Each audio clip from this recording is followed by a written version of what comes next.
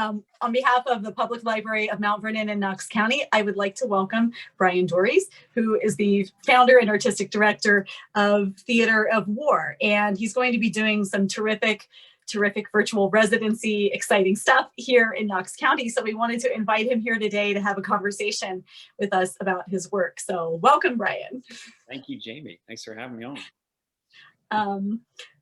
I'm really excited to have you here with us today. In the interest of full disclosure, Bryan is a former classmate of mine, and I'm really, really stoked to see his success with Theater of War and with community work, and really touched and excited that you're bringing this to Knox County. So since we are a library, I thought I would start with your book, which, as you can see, I mean, I've been doing my homework.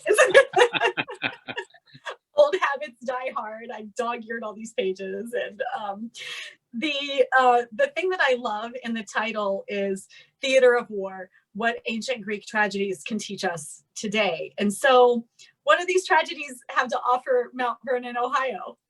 Well, you know, in some ways, the title of the book is a little bit of a red herring, because over the years, I've taken the position that, in fact, it's not the plays that are doing the teaching, it's the audience.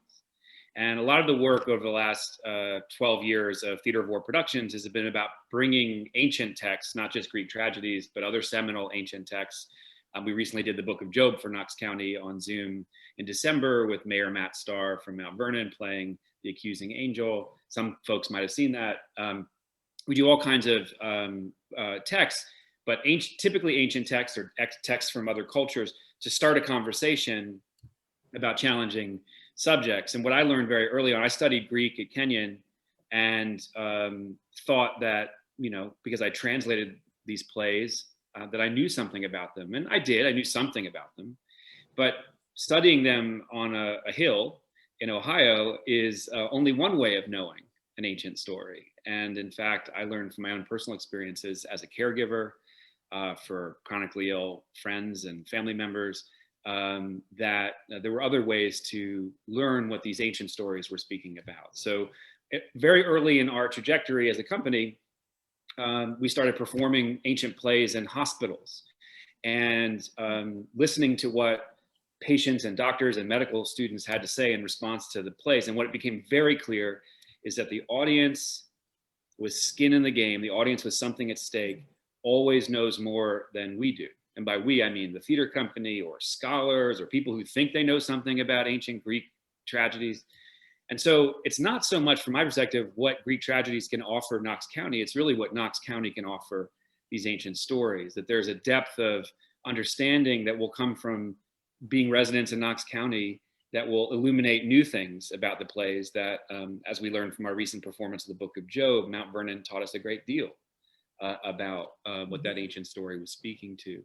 So this core value that the audience knows more than we do stands at the center of our work. And what the plays offer is a vocabulary and a grammar and a way of talking about very difficult subjects. One of the lines in one of the plays we perform most often, which is Sophocles' Ajax, a play we performed hundreds of times for military audiences all over the country to engage them in conversations about PTSD and suicide and mental health and the impact of war on families.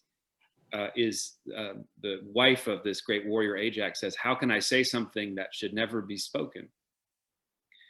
And I guess to answer your question, you know, the long way, I think that what Greek tragedy has to offer is a way of saying something that should never be spoken, a way of breaking through all of the boundaries and walls that we put up around ourselves around very difficult subjects, and creating a space where we can actually have an open conversation. So that's one of the many things. The other thing is the plays are filled with, you know, intense emotion, and they were born out of necessity in the ancient world, the necessity of Athenians who'd been at war for 80 years out of 100 years, the necessity of Greeks who had experienced a plague that killed nearly 1/3 of their population, to find ways to acknowledge collectively the impact of those traumas on them as a community, so that the individual who feels traumatized doesn't have to think that they're the only person who's ever felt this much anguish or pain or loss or betrayal. So the public health message of the work that we do, no matter where we do it, is you're not alone. And you can say that you're not alone, and it sounds very pithy, but when you see your own struggle reflected in an ancient story, you can discover that you're not alone. And that's, for yourself. I'm not the only person who's ever felt this lonely. I'm not the only person who's ever felt this ashamed. And so that's what we're here to offer Knox County, but we can only do it with the people of Knox County collaborating with us on these projects that we're going to be rolling out under this incredible opportunity, this residency at Kenyon College. Thank you so much for that. One of the coolest things about the book that I love in reading it, I was a theater major and we did a lot of work together, which was a lot of fun. But I think one of the things that I take from that time that is so great is thinking about the plays as being living things, and when I look at your kind of like rundowns of Ajax tells the story of a fierce Greek warrior who slides into a depression near the end of the Trojan War after losing his close friend Achilles. Like, those are movies you want to see. Those are right. Those are maybe, and I loved Philoctetes wasn't just a chronically ill patient. He was a veteran who had been abandoned by the nation that sent him to war. I mean, these are things that I think will speak so powerfully in our community. And I sent you a list of questions. I'm already going to deviate from it. So sorry about that. But like, why, or I guess I'm coming down to it sooner. Like, what is it about Oedipus at Colonists? What's your one line, like, come see the movie, or we'll give you 3 or 4 if you. So next week when we do this workshop that's open to all, we're going to be exploring a scene or two from my new translation of Sophocles' Oedipus Colonus. And that play was the last play that Sophocles wrote when he was 89 years old. There's a really amazing apocryphal story, probably not true, that Sophocles had been taken to court by his own children who were trying to declare him incapable of caring for himself so they could take over his estate. And this is a common theme. We see this all the time playing out in communities and in our lives. And apparently, according to this apocryphal story, Sophocles went into the court and quoted from memory lines from the choruses of his new play, Oedipus at Colonus, which incidentally is about an older man who's seeking refuge and asylum in a foreign land, asking for people to show him kindness.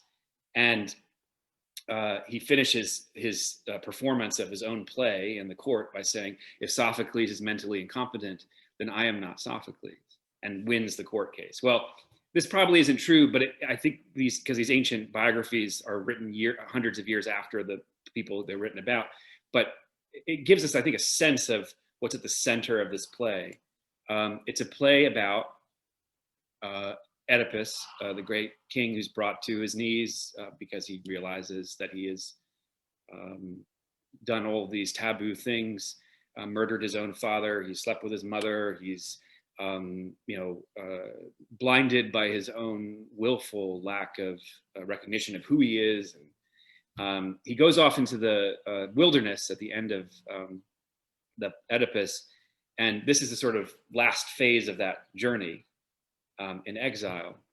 The play is about supplication and what it means to be a supplicant. And I think there are so many implications for our contemporary society, especially in rural Ohio. What does it mean to seek assistance when you have very few resources? And in ancient Greece, Zeus, the king of the gods, was not just the god of suppliants. He was called Zeus the suppliant because it was sacrilegious not to help people who were in need in the ancient world. You could have something happen to you. It could be brought upon you by the gods if you ignored someone who was homeless, or someone who was poor, or someone who was without a state, who was seeking asylum or seeking your help. And so the play takes place at the outskirts of Athens, where Oedipus arrives with his daughter Antigone, guiding him. He's blind, obviously, and at the border of this ancient city of Athens, Oedipus asks, he supplicates, he begs, he asks for the king of Athens to receive him. And the play is about what happens to the city and the king that debates the merits of taking him in. And ultimately, when they do take him in, it brings enormous fortune to the city. And I'm really resistant to the idea that these plays have messages or morals, but I do like the idea that as a culture, the Greeks came together and interrogated their own values. What does it mean to say we'll never leave another human behind? What does it mean to say we're Christians? What does it mean to say turn the other cheek or treat your neighbor as yourself in the contemporary world? How do we, and this play, I think, is a great opportunity to interrogate what it means to live up to the values that we claim to have, especially around poverty, especially around the way the decisions we make about the resources we allocate to people who are seeking our assistance. And, especially at such a time of great need, I mean, all over the country, we're experiencing the same thing that other communities are with hunger, maybe a little less so. We've been relatively fortunate with employment, but there are still a lot of people that have lost jobs and businesses and, are feeling the pain from this pandemic. And I'm really engaged with the idea of ways that this work connects with so many various religious communities and walks of life, because these are the same questions that you talk about in temple or in church or in mass. And so they're all, overlapping all sorts of just like truly like the wonders of being human, right? And so I guess having read your book and, being familiar with it because of our friendship, like, I was wondering if you would maybe tell our viewers a little bit about how the theater of war started so that they can help contextualize it for people who haven't encountered it yet. Sure. So this is a sort of freeze-dried version. The freeze-dried version is I'm the son of two psychologists. So you can imagine kind of conversations we had at our dinner table. The first play I was ever in was Euripides' Medea when I was 9 at my father's community college where he taught psychology. And I grew up in Hampton Roads, Virginia, which is one of the sort of epicenters of military activity in our country, but I didn't know anyone in the military. And if you combine all those things together, you basically have the theater of war, which is a project that presents readings of ancient Greek war plays to contemporary military audiences to open up discussions about the visible and invisible wounds of war, the challenges of military service, the rewards and values at the center of military service. I mean, all of these things. And of course, the impact of deployment on families and loved ones. We've been doing that project for over 12 years for hundreds of thousands of service members and veterans. It's brought us and their families, it's brought us all over the planet where we've performed on military bases, but in communities, in conservative communities, in liberal communities, in red states and blue states. And there's this beautiful thing about both veterans and ancient Greek tragedy and conversations about mental health. I think we all, as Americans, want to be talking about all three of those things. We've reached a point where, we're not going to criminalize our military class, like we did during the Vietnam conflict. We know that that's actually bringing damage to them and to us as a kind of moral injury on us to harm them.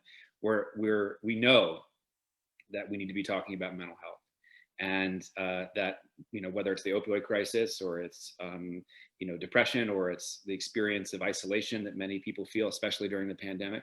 And the Greek tragedy part is this part that sort of speaks to the founding myth, whether it's true or not, of the American sort of empire, and this idea that the Greeks and Romans were sort of central to our story and how we fashion it, our government, our laws, our philosophy, and so we've been able to kind of on the cart, or the Trojan horse of Greek tragedy, wheel ourselves into all kinds of different communities that might not normally trust a group of actors from New York City or Los Angeles to come perform for them.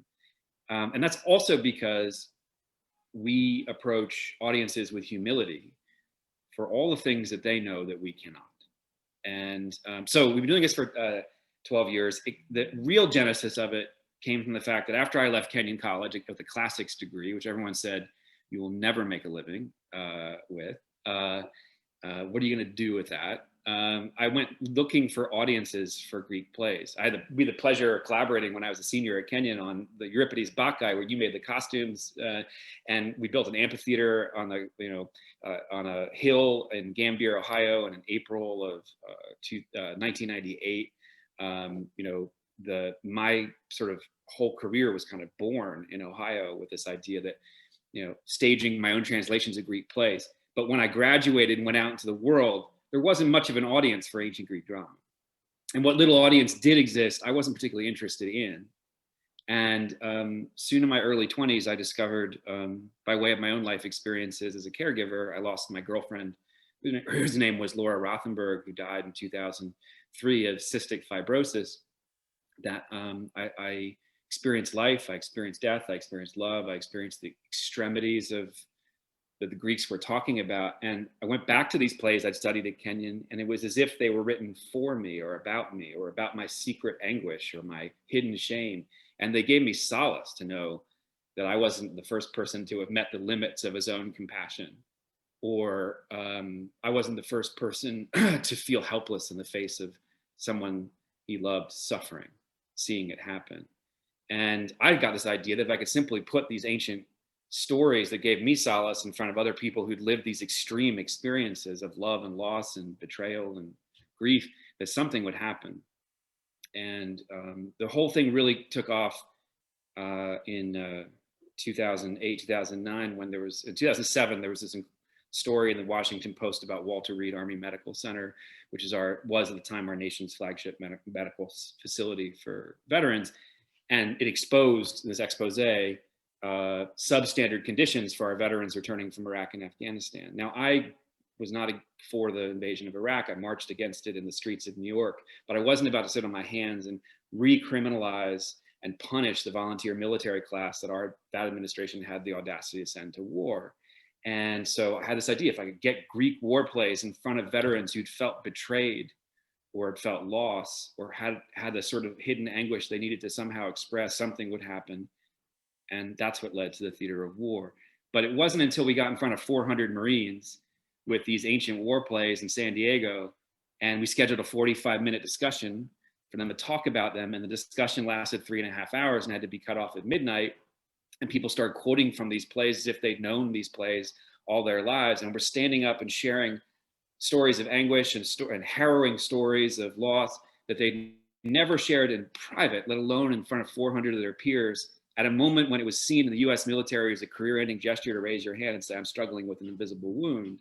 It wasn't until we saw that this ancient tool actually still worked, almost like an external hard drive plugged into the right audience. It knew what to do, and the audience knew what to do in return, that we saw that we'd stumbled across a really powerful ancient technology, which we've been applying. I have 28 projects, all kinds of social issues. And here or there virtually in Ohio and Knox County, our hope is to develop a new project with the help of folks in Knox County and Gambier and Mount Vernon that will be specific to issues that are faced by folks living in Knox County. Mm-hmm. But then once we've developed it, that we can radiate out and take to scale in communities across the country and the world. How are y'all going to decide what those issues are? That's what next Thursday's session is about. So, Wednesday? Wednesday. Next Wednesday. Right. Thank you. The 10th. Don't go Thursday, everybody. Go Wednesday. Don't go Thursday. Wednesday. That was just a test. That was a test. Wednesday at 7:30 p.m. on Zoom. This hour and a half session, we're going to do a scene from this Oedipus at Colonus with some amazing actors.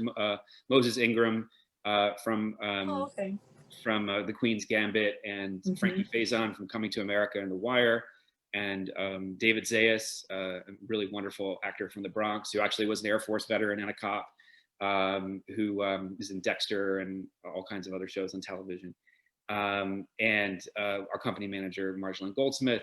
We're going to read the scene, but that's really just the context for getting people's gut responses to then, while sort of modeling what we do, talking about how it works, and then beginning to have a sort of ideational conversation about, well, what could we envision using this model for or to address in Knox County? Now, I've already put forth the idea that people with skin in the game, people closest in proximity to the issues we're trying to address, they are closest to the solutions. They're the ones we should be empowering to be the ones who are speaking. So if we're trying to address the challenges of poverty in rural America, then what we want to be doing is not empowering professors to be talking about rural poverty or experts.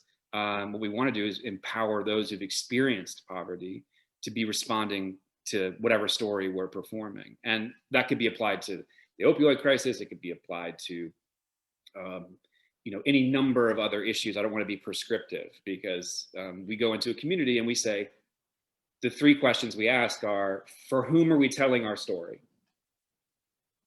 Because audience is everything. What do they need? From their mouths, what could we address? What's the thing that can't be talked about that this kind of an intervention could create the conditions to talk about? And then out of that, well, what story or what text or what poem or whatever it is would be most effective at connecting with the values of that community, and also being sort of distant enough to create a safe enough space, or I hate the word safe space, a brave enough space where people will take the risk of sharing their perspectives and truths. And if we've done our work in the session and then the subsequent discussions we'll have with folks who want to come along for the ride in the coming 6 weeks, then when we do the project, during the discussion that comes out of it, which is the main event, someone will raise their hand and come onto the screen who hopefully feels least empowered to be the one who's normally speaking. So I'm always waiting for the custodian, or the person who's been unhoused, or the person who's in recovery, or the person who's gang affiliated or living in public housing. When that person appears and raises their hand and then says, I was really moved when Antigone said X because it reminded me of Y, and here are my thoughts Z, and then explicates the play in the way that no educated, effete person ever could, because at the core of it is proximity. Without proximity, how can you actually understand anything? And so that's the whole model, and that's the idea. The hope is that, not that we'll have a project out of next Wednesday's session, but that a group of people who might be interested in exploring our model further, that is representative not just of Kenyon, but also of the greater Knox County area. Maybe some folks who have joined us for the previous performance of the Book of Job, and others who've heard about our work might join us in a more extended conversation about for whom and what do they need, and how can we help with this form of storytelling and this type of an exchange.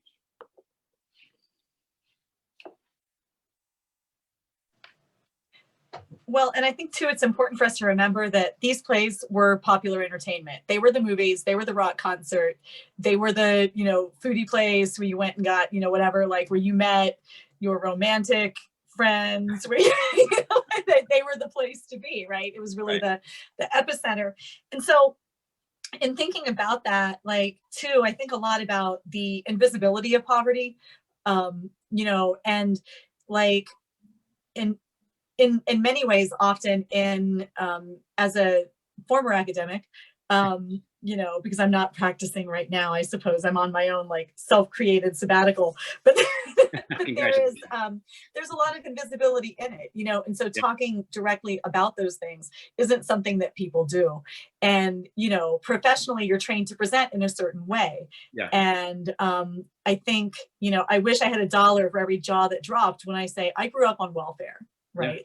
I'm here because of the, free lunch program, federal student loans, and a lot of people, I think, have that experience. And with that, there's a fair amount. I just read our census numbers and I don't have them in front of me, but the percentage of people who are veterans in our county is relatively high. Yeah. And part of that, is a desire to serve. And part of it is that it's a great career option sometimes, right? It's a vehicle. It's a vehicle. Yeah. And same to be said for New York City. We did a whole residency here under the Department of Veteran Services, New York City, And we put up these signs looking for veterans, come to our performances. And we started doing work in public housing. Then we found everyone in public housing either knew a veteran, was a veteran, had a family, because of course, that's where the veterans are for the same set of reasons.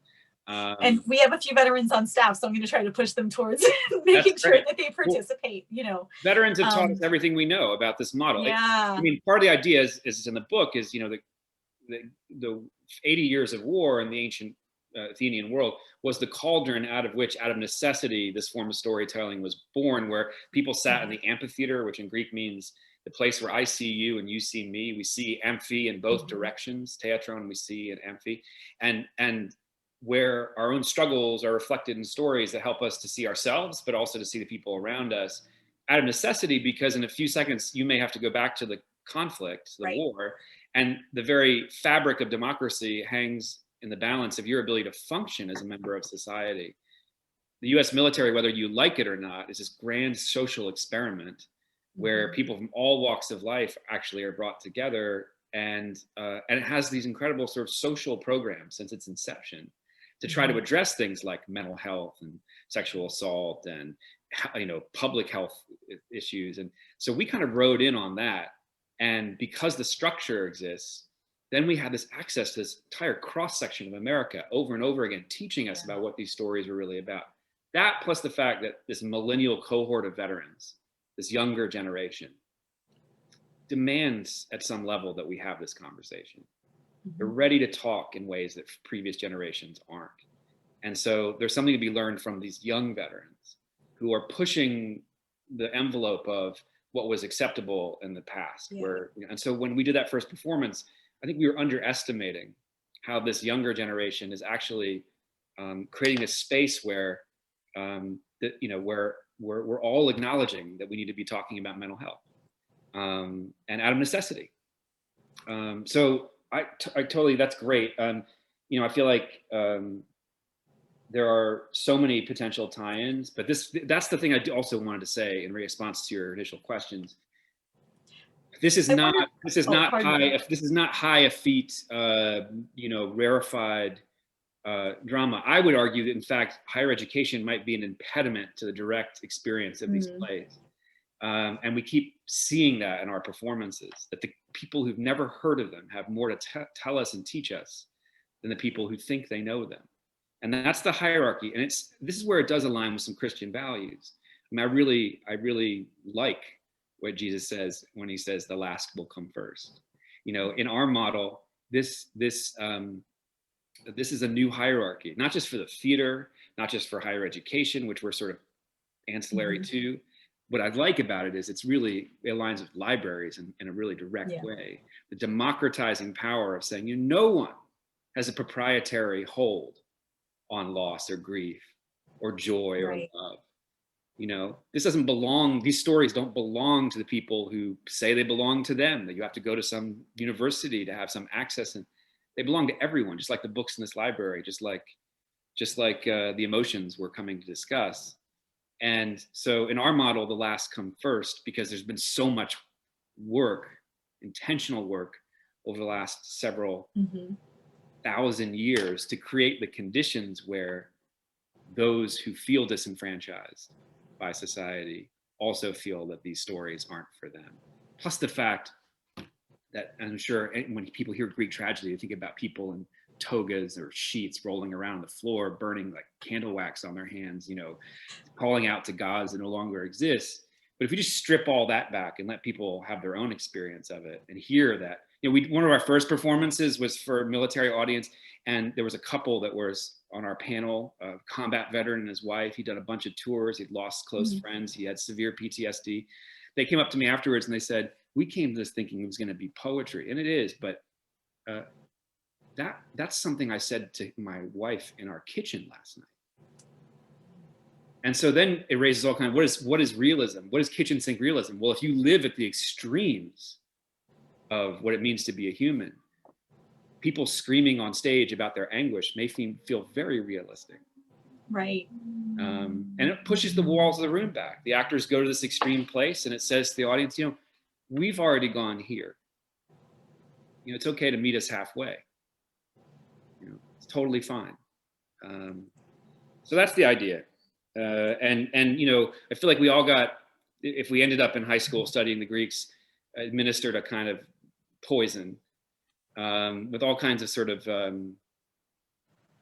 ideas about what the Greeks were that I think, or what these plays were that I think missed the point. So my hope, it's only ancillary, and I mean in alignment with libraries, is that we can sort of administer an antidote to that poison so that people are intimidated or they don't think that Greek tragedy is for them. Come check it out, because you'll see that in fact it's the most democratized form of storytelling there is. Not the myths, but the form of sitting together and communalizing our experiences by way of an ancient story. Well, and yeah, and like nothing against old books, but I remember that the mythology books, the Edith Hamilton and the Joseph Campbell, were so old that they smelled terrible, and the print was really small, and it was like, you know, you're like digging through this trying to find some way to relate to it. But with like this being, you know, open and for everybody, I mean, I think what I found in my research, and I don't know if your experience and likewise your research has echoed this, is actually the everyday lives of people are so extraordinary. You know, when I'm looking at, you know, I did some research for a book of historical fiction, and what was fascinating to me was I was trying to write a scene and I was like, I don't know how she stored food. How did they store food? You know, and like just things, you know, like that you learn from that, right? Like I did not know my grandma sewed green beans together and onions and dried them out and strung them up. I didn't know you could do that with pumpkin.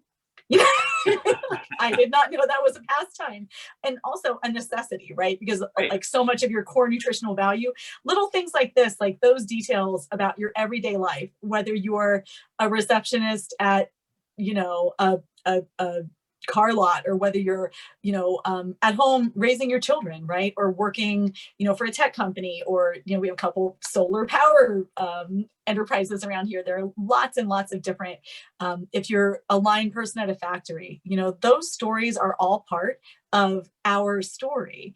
And I really want to encourage, you know, every day, like rank and file, you think your story is boring, I guarantee you it's not. And our lives are so layered and so rich here with so much overlap. And the issues that you brought up, mental health, poverty, veterans matters, right? Like homelessness, all of these things, I can't imagine anyone whose life has not been touched in some way by these things. So these are things that we can all talk about and come together to talk about. And I think that in this time, one of the things that I'm so excited about with this is that it brings us together at a time when many things are kind of pushing us apart, and where we're searching for ways to be united and to work together for the common good.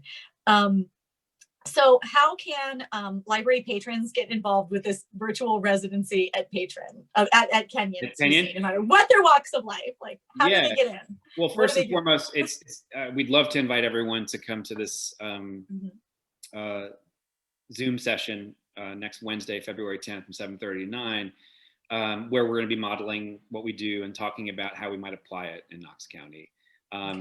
And out of that, and the URL tow workshop.eventbrite.com is how you sign in, and the password, because it's really for people in Knox County, is lowercase Knox. And if you do that, you can sign up for free and then be part of this upcoming session. And you don't have to talk during the session. We're going to do the reading, and then we're going to open it up to dialogue, and I'll ask questions, and people will raise their hands, and we'll bring them onto the screen. But then out of that, we're going to ask folks if they'd like to go deeper. And if they would, then we'll create a sort of working group that hopefully will be diverse in its representation of both folks from Gambier and Mount Vernon and the outskirts of Knox County. We even have a teacher just outside of Columbus who wants to join us. And then, you know, that group will go deeper. For this one, instead, we have a big roster of very well-known actors who are part of our projects. For this one, we'll have a few of those professional actors, once we choose a text for this project focused on Knox County, participate. But we're also going to be pulling in members of the community, not just folks who do theater in Knox County, but also people who may not do theater. And that's part of our model as well, this sort of hybrid of mixing together community members with something at stake with professional actors who are bringing all of their skills to bear on these ancient texts. And then sometime in late March, we'll present this on Zoom. We'll focus it on Knox County, but we'll probably open it up to the world. And we've had some performances of late that have been for, I mean, even our performance for Knox County that we did with the Book of Job had close to 5,000 people from 40 countries. And part of what we're also saying is, the problems we face across this country and the world, especially during the pandemic, aren't radically different. And if we are able to find some insight into how to address those problems, or that isolation in particular we're all feeling in Knox County, there's no question that's applicable to the rest of the world. And so the world should hear the insights of the people from Knox County and what they've put together. So that's the idea. And then at the end of the residency in late May, right before the end of the Kenyon semester, we're going to do one last project, one of our projects. That probably will be the Oedipus at Colonus, which is another reason why we're just sort of testing the waters by getting people to give us feedback in this workshop. So it's also self-serving that I'm testing out my new translation, which is going to be published next fall, along with Oedipus the King and Antigone in a trilogy, testing in the waters in Knox County and how people respond to it this coming Wednesday. And interestingly, I mean, that trilogy was my introduction to Greek drama, right? In the Drama 101 class that so many of us took. And I think that it really brought that to life. And I love the idea of Knox County being involved in that in such a meaningful way. So we will put in the on the website for literary and writing at knox.net. We'll put a link to the poster where you can sign up to get involved. And if you miss the event, is there like an email or something where they can get in touch with Theater of War? Yeah, like first of all, theaterofwar.com is our website, and Bryan with a Y at Theater of War, spelled the American way, ER. theaterofwar.com is my email address, and cool. We hear from people all the time who write directly to us. Yeah. One need not attend the workshop to get involved, and getting involved could mean acting. It could mean helping us find a text, but I think even more critically than all of that, it could be helping us build an audience and earn the trust in the various segments of the community we really want to address, to make sure that the audience with something at stake, the audience with skin in the game, is the audience we're addressing, and that the last come first. And so we're looking for people who are everything from audience curators in the experience of creating this piece, to people who will be involved in the performance of it. And those aren't mutually exclusive. In fact, at Theater of War Production, there's 3 people on our staff. We all do all of those things all the time. So we welcome people to join us.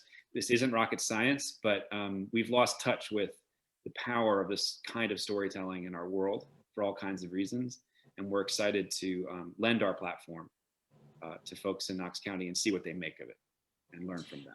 I start all of my writing classes with Thomas King's The Truth About Stories. And he says in it, stories make us what we are. We are stories. That is what we are. And so I really love this. And I will ask you for one parting story, as long as it doesn't embarrass me in our misspent youth.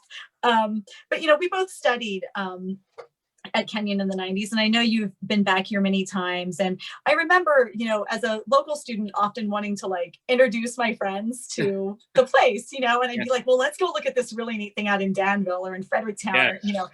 And we did I remember doing a lot of field trips and having a lot of fun, kind of showcasing the things that were often eclectic and really wonderful about living where we live. And so I was just wondering, do you have a favorite place or memory of Mount Vernon or the greater Knox County area that stands out in your mind?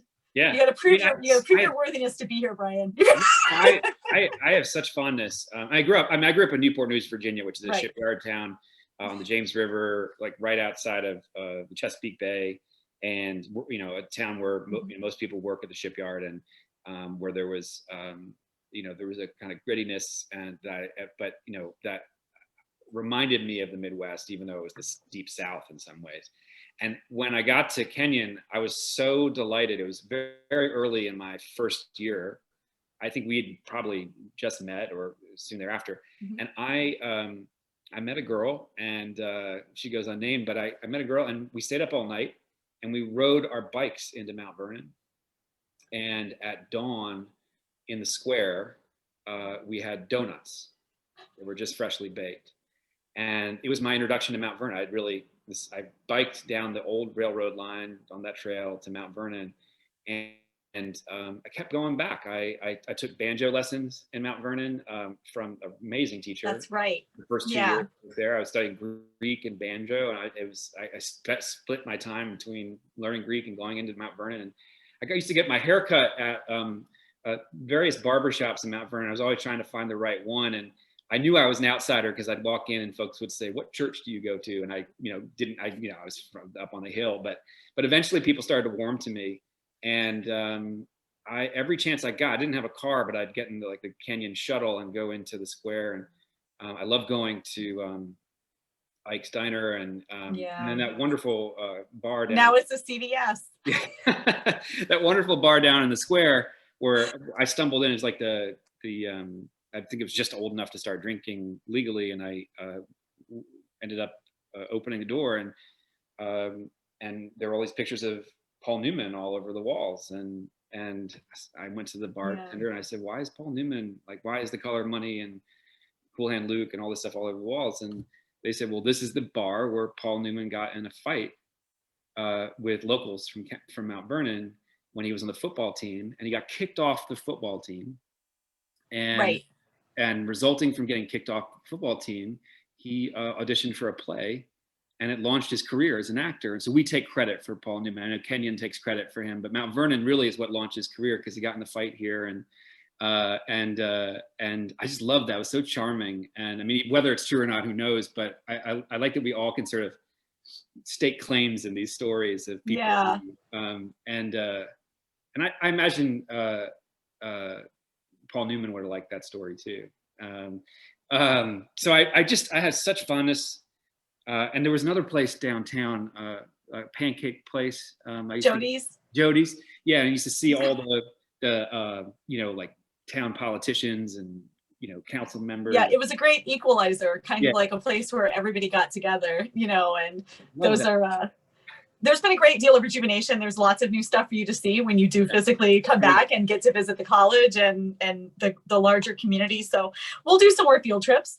Good, I can't Public wait. Library has a branch in every village except Centerburg. So we, there's go library to library and see a little bit of the world here. But I just want to thank you so much for that. I think that, having you here, taking, time and dedicating the resources from Theater of War into, talking about and bringing to light the concerns of everyday people in this area is really like, it's such a wonderful win-win situation. I'm so excited to see what happens with it. And I appreciate you letting me interview with like 12 hours notice and I love it. Throwing it all together. So the fate conspired to have you be there and still deeply connected to the community, and to be working at the library, which is I think where the real work happens in most communities, is so serendipitous. And I'm just grateful. I like what you said earlier about the sort of mythology of everyday life. The people don't think their stories are unique or that they matter or they rise to the level of these classic stories, but it turns out that like people are living lives of mythological proportions all the time. Right, like go raise a toddler. Right. And you know what rage looks like. No, but you now know war. Right. You've experienced the extremities of life and death, but in caregiving, and I think with there's all of these things that that touch all of our lives, and so I'm really excited to see the way that you and Theater of War bring those into our collective experience with this project. So thank you so much for being with us today, Bryan. I really appreciate it, and hopefully with our kind of like hopeful look forward, we'll be able to do some panel discussions and have you come to the library soon, and we'll extend this and see where all of these collaborations lead in terms of like documenting the experiences of people here. And I love it. Thank you so much. I look forward to that very much, and excited. I think it's just the beginning of an exchange, both with you, but also with folks in Knox County, and excited to see when we're able to physically return what we can accomplish together.